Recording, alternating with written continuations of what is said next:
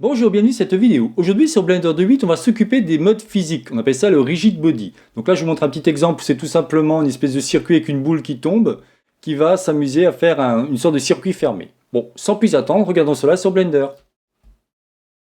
Ok, donc là n'est pas coutume. Pour une fois, on va pas faire de la modélisation, en tout cas très peu. On va s'occuper de ce qu'on appelle la gestion des modes physiques. Alors sur Blender, c'est vraiment génial. Rappelez-vous, je vous ai fait une vidéo, là je vous montre la petite vignette sur l'animation de base. En fin de compte, on va se servir de ça. Et vous allez voir qu'on va pouvoir faire une interaction entre les objets et les obstacles. Donc, comme d'habitude, on va prendre ici un petit cube. On va s'amuser tout simplement à le diminuer comme ça. Un G, Z. Alors, je ne vous mets pas les raccourcis KV parce qu'il n'y a vraiment rien à noter. Là, j'ai fait un Shift A et j'agrandis avec S. OK. Donc, on va dire celui-ci, ce sera en premier l'obstacle. Vous aurez toujours l'élément qui va tomber et l'obstacle. Vous pouvez avoir évidemment plein d'éléments qui seraient office de obstacles et d'autres qui seraient office d'éléments qui vont bouger. On appelle ça en fin de compte le passif et l'actif. Je vais vous montrer ça de suite. Ici, donc sur cette icône, vous avez différents éléments. Vous voyez, on a la force phi, collision, clove, dynamic band, soft body, free, smoke, rigid body et rigid body contrainte. Pour l'instant, on va s'occuper de rigid body. Donc je vais tout simplement cliquer ici. Automatiquement, j'ai un menu, enfin un sous-menu qui apparaît qui me donne différentes informations. Alors ici, on va définir passive. Qu'est-ce que ça veut dire? Ça veut tout simplement dire que cet obstacle, en fin de compte, alors je vais vous montrer avant pour que vous puissiez bien comprendre, je vais tout simplement tout supprimer, d'accord? Lui, je vais le mettre par contre en actif. Je ne vous explique pas pour l'instant ce que je fais. J'appuie sur le bouton lecture. Regardez, qu'est-ce qui s'est passé? Mon cube a traversé mon élément. Pourquoi? Parce que celui-ci n'est pas défini en mode passif. Donc qu'est-ce que je fais maintenant? Je reviens en arrière. Je sélectionne mon élément ici, rigid body, et je lui dis passive. D'accord? Si maintenant ici, je regarde mon élément, il est bien en active. Donc pour l'instant, on ne s'occupe pas des informations, on verra ça un peu plus tard. Et si je clique sur le bouton lecture, vous allez voir que cette fois-ci, mon petit cube, en fin de compte, ne va pas traverser mon plan. Parce que je l'ai mis en mode passif. Si vous voulez, c'est comme un mur, tout simplement. Regardons maintenant les différentes options. Alors, il faut savoir que vous pouvez faire soit par cette petite icône, mais vous pouvez aussi l'avoir ici dans Objet, et vous allez ici dans Rigid Body. Et vous voyez, c'est marqué ici Add Active, Add Passive, Remove. Bah, ça, tout simplement, si je clique ici, ça va tout simplement enlever l'action que j'aurais mis en place au niveau du Rigid Body, d'accord? Et je peux faire ici, je peux faire en sorte de le rendre en Active. Ensuite, qu'est-ce qu'on a? On a Change Shape. Alors ça veut tout simplement dire que par rapport au type d'élément que vous utilisez, vous pouvez, en cliquant ici, transformer celui-ci, dire bon, bah, c'est plutôt une boîte, c'est plutôt une sphère, une capsule, un cylindre, cône, convexe, hull et mesh. En fin de compte, c'est ces deux-là qui sont très très intéressants. Vous allez voir de quoi je parle. Donc ici, ce que je vais faire, c'est que je vais tout simplement faire un Shift A et je vais faire un cylindre. Au niveau de mon menu, je vais faire en sorte qu'il n'y ait rien pour que mes deux couvercles soient fermés. Ce que je vais faire avant, c'est qu'ici, je vais cliquer là. Hop, je vais appuyer sur Alt, ES pour fermer mon élément. Bon, rapidement, hein, F pour fermer. D'accord? Je prends donc mon élément, je fais un GZ, j'appuie sur la touche CTRL pour que celui-ci aille bien au bon endroit. Donc si je me mets en mode 7, c'est-à-dire en vue de dessus, je veux que mon élément tombe dans mon petit gobelet, hein, tout simplement. D'accord? Je me mets en 1. Pour l'instant, si je fais ça, alors je vais le monter un peu pour que vous puissiez bien comprendre ce qui se passe. C'est vraiment important de prendre ça en compte, parce que vous allez voir qu'après on peut faire des superbes choses. Je vous montrerai tout à l'heure quelques trucs que je me suis amusé à faire. En l'occurrence, un jeu de domino. Et après, c'est tout simplement une espèce de petite boule qui tombe sur un circuit et grâce à des vortex, donc c'est comme du vent qui va souffler ma boule pour repartir dans l'autre sens. On peut faire vraiment des trucs très sympathiques. Encore une fois, si vous voulez, c'est un peu les bases que je vous montre. Malgré tout, je vais vous expliquer pas mal de choses. Donc si je clique ici, qu'est-ce qui va se passer? Bah, vous avez vu que mon cube a traversé mon élément. Pourquoi? Parce que celui-ci n'est pas en mode passif. Donc là, ce qu'on peut faire, par exemple, chose intéressante, on peut dire, j'ai cet élément-là, je vais cliquer aussi sur mon plane, et je vais cliquer ici dans Objet. Et là, je vais faire un Rigid Body en cliquant sur Copy from Active. Ça veut dire tout simplement qu'il a dit, OK, mon plane, il était en mode, enfin mon cylindre, pardon, c'est la source, et je veux le copier par rapport à lui. Si vous voulez, vous avez la source destination. Donc vous sélectionnez votre élément et vous sélectionnez le plane qui a déjà un rigid body de type passive. Et automatiquement, en faisant ça, vous allez pouvoir transférer l'information de passive à lui, ou faire un copier-coller. Si je regarde ici maintenant, sachant que je ne l'ai pas fait, vous voyez, j'ai bien un passive. Si je clique ici, qu'est-ce qui va se passer? Mon élément, vous voyez, c'est très intéressant ce que vous voyez là.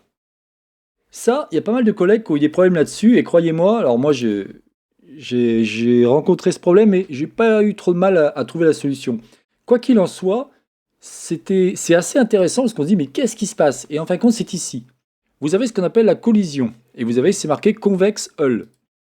Vous le mettez tout simplement en mèche. Ça veut dire quoi? Convex Hull, c'est qu'il dit ok, c'est un cylindre, donc moi je prends en compte le cylindre, mais sans prendre le trou qu'il y a dedans. Et c'est là que c'est vachement intéressant, parce que si je fais maintenant, je reviens là, et je clique sur lecture, vous allez voir que mon cube, cette fois-ci, vous voyez, il est bien tombé dedans. Faites super attention à ça, parce que ça j'ai remarqué, j'avais vu différentes vidéos où des gens se prenaient la tête là-dessus, parce que, ici, vous étiez en convex hull. Après, vous pouvez mettre en cône, en cylindre. Très souvent, les personnes, ce qu'elles font, c'est qu'elles se mettent en mèche directement, sauf si la personne veut créer un effet, dire, bah voilà, à tel moment, je veux qu'il soit au bord de mon trou, et après, à telle animation, je veux qu'il tombe dans le trou. Bon, je ne vous ai pas encore fait de vidéo là-dessus, mais on peut faire ce genre de choses. Donc moi, je clique sur Mesh. Ensuite, ici, vous avez différentes choses intéressantes, qui est la friction, par exemple. La friction, si vous voulez, c'est votre cube, il va tomber sur une surface. Alors, je vais faire en sorte d'enlever. Lui, je vais l'enlever. Ou le bouger, tout simplement. Hop, X. Voilà. Si je fais ça, je fais lecture. Vous voyez mon petit cube, là? Il bouge. Pourquoi? Parce que ce cube, en fin de compte, a des valeurs par rapport à la friction. La friction, c'est la résistance de l'objet au mouvement. C'est-à-dire que plus celui-ci aura une friction importante, plus en fin de compte, il aura une... c'est une résistance, en fin de compte, tout simplement au matériau. Imaginez, vous mettez une friction presque nulle, ça fait comme de la glace qui va glisser sur la glace. Et là, vous allez voir, votre cube, il va glisser, tout simplement. Ce qui peut être très intéressant par rapport à ce que vous voulez faire en effet. Le bounciness, en fin de compte, c'est tout simplement la tendance à un objet à rebondir. Très souvent, il faut avoir plusieurs objets pour que ça rebondisse. D'accord? Alors, ensuite ici on continue, on a la sensitivity, c'est tout simplement la sensibilité. Et ici vous avez le collision margin, ça veut dire que par défaut vous avez 4 cm. Alors là vous voyez c'est marqué en mètres, mais par contre ce qu'on peut faire c'est aller ici dans la scène, et ici rappelez-vous je vous avais expliqué un petit peu ça. Si on va ici au niveau des unités, vous avez ici, donc on va marquer separate units, pardon. Et tant qu'à faire ici, on va mettre plutôt, alors pas ça, on va se mettre ici par exemple en grammes, d'accord? Et après, si je reviens ici, qu'est-ce que je voulais faire? Ouais, voilà, oui, ça marque bien que tous les 4 cm, en fin de compte, si vous avez plusieurs objets, ceux-ci vont se... Il va y avoir une collision que vous pouvez accepter ou refuser. Ce que je peux faire par exemple, c'est faire ici... Alors, si je fais un Shift D, automatiquement, il va garder la même chose, regardez. Je vais sur X, je fais ça, et je fais Shift R plusieurs fois. Si j'appuie sur lecture, tous mes cubes tombent, et certains bougent et d'autres non. Donc ce que je vais faire, c'est que je vais en rétrécir un, l'autre, je vais le faire un peu plus gros. Hop, voilà. Qu'est-ce qui se passe si je fais ça? En fait, quand il y a une collision qui se crée de 4 cm, pardon. Voilà à quoi ça sert. Et ensuite, ici, vous avez la gestion des collections. Là, je vous en dirai pas plus. Et le Dynamics, là non plus. Pour l'instant, on va pas en parler. Ce qui est vraiment intéressant à prendre en compte, c'est quoi? C'est active-passive. Après, ici, vous avez le type de masse. Alors, vous allez voir, ça aussi, c'est sympathique. Prenons par exemple le cas. Donc, on va faire en sorte... Donc, si on continue ici, quand on va dans Objet, vous avez différentes informations. Ici, vous avez Add Active. Vous avez compris, c'est tout simplement que votre objet va tomber. Ensuite, vous avez Add Passive. Rappelez-vous, c'est par exemple l'élément que j'ai fait avec le cylindre ou le plane. Remove, c'est que vous enlevez tout simplement l'élément. Change shape. En fin de compte, ça va changer l'élément. C'est-à-dire vous pouvez, admettons, le transformer en boîte, en sphère. Comme je vous dis, en général, j'utilise mesh. Quand mon élément, en fin de compte, quand mon objet a un trou et que j'ai, mettons, une sphère ou un objet autre qui va tomber dans ce trou, là, je me mets en mesh. Si par contre, vous ne voulez pas, vous mettez en convex hull. D'accord? On continue. Si je vais ici sur rigid body, vous avez ici calculate mass. Ça veut tout simplement dire que votre objet, en fin de compte, comme vous pouvez le voir, il a marqué ici 1000 grammes, c'est-à-dire 1 kg. Mais vous pouvez le transformer en autre chose. Par exemple ici, En fin de compte, vous allez pouvoir définir un élément, ça peut être du papier, ça peut être du fer, ça peut être de l'or, enfin plein de choses, hein, de la craie et ainsi de suite. Si on continue au niveau de l'objet, on a quoi? Alors, on a rigid body, copy from active, je vous ai montré tout à l'heure, c'est-à-dire que vous prenez l'élément qui n'a pas de... Je vais vous montrer, je recommence. Ça, c'est vraiment important à comprendre parce que quand vous avez, admettons, là je vous montre une photo de petit pois, c'est comme ça que j'avais fait au début. J'avais pris un élément, alors par exemple, on va prendre une UV sphère, on va faire un GZ, on va le monter, on va le mettre ici, GX, on va le mettre en tout petit, d'accord? Je prends donc mon élément. Ce qui m'intéresse, c'est quoi? C'est lui en premier et lui en deuxième, pour dire que lui va copier les informations, les propriétés du cube. Et si je fais ici maintenant objet rigid body, vous allez voir qu'automatiquement copy from active apparaît. Il faut savoir que si vous faites l'inverse, vous cliquez ici en premier et après lui, vous allez voir que en fin de compte, votre élément ne sera pas tout simplement... il ne va pas apparaître, vous voyez? Il apparaît en grisé. Pourquoi? Parce qu'en fin de compte, il dit bah non, désolé, là ça marche pas puisque mon élément n'a pas de propriété. Si par contre je fais l'inverse, je dis c'est celui-là vers celui-là, aucun problème. Lui il me dit pas de problème, vous pouvez faire le copier-coller. Regardez, je vais vous montrer. Voilà. Et si maintenant je prends cet élément-là et je fais un Shift D sur l'axe X, ok, Shift R plusieurs fois, je fais après, je vais prendre tous mes éléments, d'accord? Shift D, cette fois-ci on va mettre sur l'axe Y, comme ça, R plusieurs fois.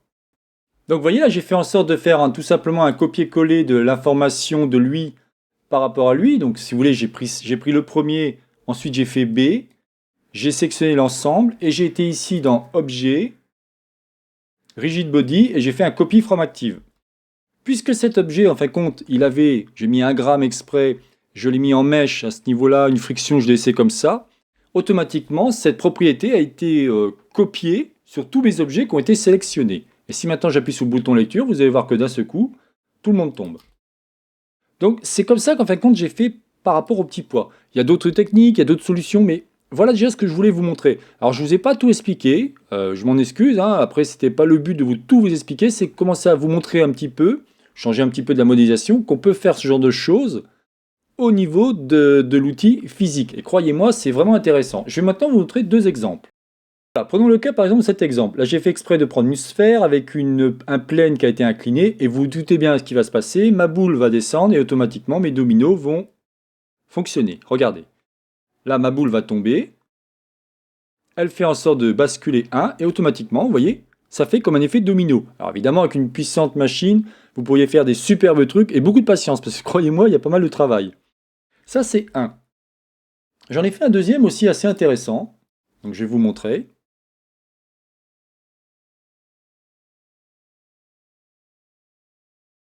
Voilà. En fin de compte, celui-ci, qu'est-ce que j'ai fait? Je me suis amusé. Alors je vais mettre en mode solide pour essayer de voir quelque chose. Voilà. On va même se mettre en mode look dev, comme ça vous verrez un peu mieux. Qu'est-ce que j'ai fait? Je me suis amusé à dessiner différents objets. Chaque objet a la propriété, si on regarde ici, on est bien... Alors attendez, je vais aller au bon endroit. Voilà, on est bien en passive, c'est ce que je voulais. C'est bien un mesh, parce que si par hasard ici, celui-ci, d'accord? Quand ma boule va tomber, si d'un seul coup c'est un convex hull, ça va pas être terrible. C'est-à-dire que lui, il va bien descendre, mais vous allez voir que ça va pas faire joli. Regardez. Sauf que si je reviens pas en arrière... Vous avez vu? On voit bien que ma boule descend, mais descend pas du tout sur mon objet. Parce que lui, qu'est-ce qu'il a fait? Il a pris en compte mon mesh en disant, bah, ça c'est donc un convexe L, ok, pas de problème, je l'interprète comme ça. Si par contre je reviens ici et que je me mets en mèche, je reviens ici, je relance ma boule, cette fois-ci elle tombe bien. D'accord? J'ai fait exprès de mettre des arrêtoires. Et là vous allez voir qu'est-ce qui va se passer. Elle tombe dans un tuyau, et celle-ci est réinjectée et hop, elle retombe. Et ça fait une espèce de circuit fermé. Voilà ce que je voulais vous montrer. C'est exactement ce que vous avez vu au niveau de la vignette. Alors si je vous montre, si je passe maintenant ça en mode wireframe pour que vous puissiez bien comprendre, ma boule, elle tombe. Elle va se cogner sur différents endroits. Elle tombe dans le tuyau. Grâce au vortex, qui font en sorte de souffler, ça permet de faire tomber ma boule. Alors là, si vous voulez, c'est tout un jeu d'animation. Alors, il faudrait que ça prendrait beaucoup de temps pour vous expliquer ça, mais en gros, si vous voulez, j'ai fait en sorte de mettre... rappelez-vous que je vous expliquais les bases d'animation, on peut mettre des clés d'animation sur n'importe quoi. En gros, si je résume, tant que ma boule n'était pas arrivée au niveau de mon tuyau, ma force était à 0. Ici, au niveau strength, là, je vois qu'il est à 100. Alors, parce que... Vous voyez ce qui s'est passé là? Voilà. Tant que j'arrive ici, pour l'instant, il ne se passe rien. Dès que je vais passer le cap, c'est-à-dire la frame 230, lui il se dit, oula, ça y est, on démarre. Et d'un seul coup, je dis, ok, on fait en sorte d'envoyer de l'air. Je le fais sur le premier et sur le deuxième, avec une cadence différente, pour que d'un seul coup, et croyez-moi, je me suis bien amusé, pour que ma boule puisse revenir et remonter dans le tuyau. C'est comme ça que j'ai fait. Pour faire le vortex, j'ai tout simplement fait un Shift A, et j'étais dans Force Field, et j'ai ajouté ici un vortex. Alors, c'était pas un vortex, c'était un force, simplement. Wind, je ne sais même plus. Qu'est-ce que c'était? Wind, c'est du vent, tout simplement. J'ai simulé du vent. Par rapport évidemment à ma petite boule. Ma petite boule, ici, si on regarde, qu'est-ce qu'elle a comme masse? Elle fait 0,48 kg. Parce qu'évidemment, si votre boule est trop grosse, elle aura du mal à le bouger, ce qui est tout à fait normal. Voilà ce que je voulais vous expliquer, en tout cas sur les rigid body. Alors, j'ai pas tout dit, bien évidemment, mais déjà, je pense que ça va pouvoir vous aider. Vous allez pouvoir commencer à faire des trucs intéressants, parce que maintenant, vous devez bien modéliser. Et à mon avis, avec ça, ça va vous permettre de rendre vos animations ou vos modélisations un peu plus croustillantes. Et voilà, donc c'est terminé pour cette vidéo. C'est donc la chaîne C'est pour tous réalisée par Jean-Michel. Peut-être une dernière chose, en fin de compte ici, je ne vous ai pas tout expliqué. Alors, bien évidemment, je reviendrai dessus, hein, pour ceux qui disent « Oh, dommage, on n'a pas tout vu », je vous l'accorde, mais je préfère y aller tout doucement, plutôt que tout vous expliquer d'un seul coup, et en fin de compte, vous vous rappellerez plus. Vous vous rappellerez plus, pardon. Donc ici, si on regarde, on va prendre par exemple cette petite boule, si on regarde ici, vous avez active. Bon, c'est pas ça que je vais vous montrer. Ce que je vais vous montrer, c'est ici, au niveau de la source. Ça, j'en ai pas parlé, vous avez donc des formes, base ou finale. Ça va être tout simplement l'effet final que vous allez donner à votre effet physique. C'est-à-dire que celui-ci va prendre en compte, si vous voulez, tout ce qui concerne les modifieurs, et ainsi de suite. Donc pour la prochaine vidéo, en fin de compte, on s'amusera à avoir une première conception, pas de A à Z, mais assez poussée pour que ça puisse vous donner envie et vous montrer que tout ce qu'on nous reste encore à faire. Je vous souhaite donc une bonne journée et à la prochaine vidéo. Bye bye.